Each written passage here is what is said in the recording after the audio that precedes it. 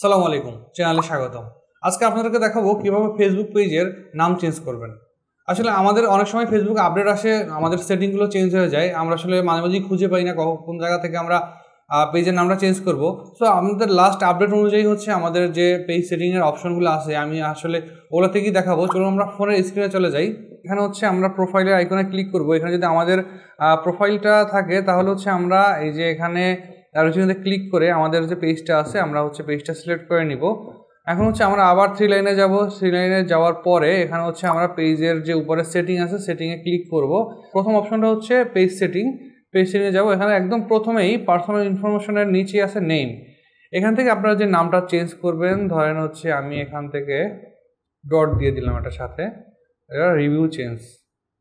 দেখেন রিভিউ চেঞ্জের এখানে হচ্ছে আসছে আমার current page name love for mankind, এবং নিউ পেজের নাম আমি যে চেঞ্জ করলাম সেটা চলে আসছে। এখন হচ্ছে এটা হচ্ছে আমরা সাবমিট অ্যাপ্রুভাল। এখানে উপরে লেখা আছে your name will be updated automatically if approved. মানে আমি এখানে সাবমিট করলেই যে এটা হচ্ছে চেঞ্জ হয়ে যাবে এমন না, এখানে অ্যাপ্রুভালের একটা বিষয় আছে।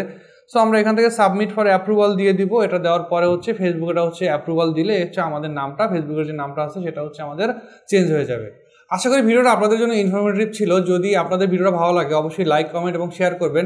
এরকম আরও ভিডিও পেতে অবশ্যই আপনারা চ্যানেলটি সাবস্ক্রাইব করে রাখবেন, যাতে নতুন নতুন ভিডিওগুলো আপনারা খুব তাড়াতাড়ি দেখতে পারেন। আজকের মতো বিদায় নিচ্ছি। আল্লাহ হাফেজ।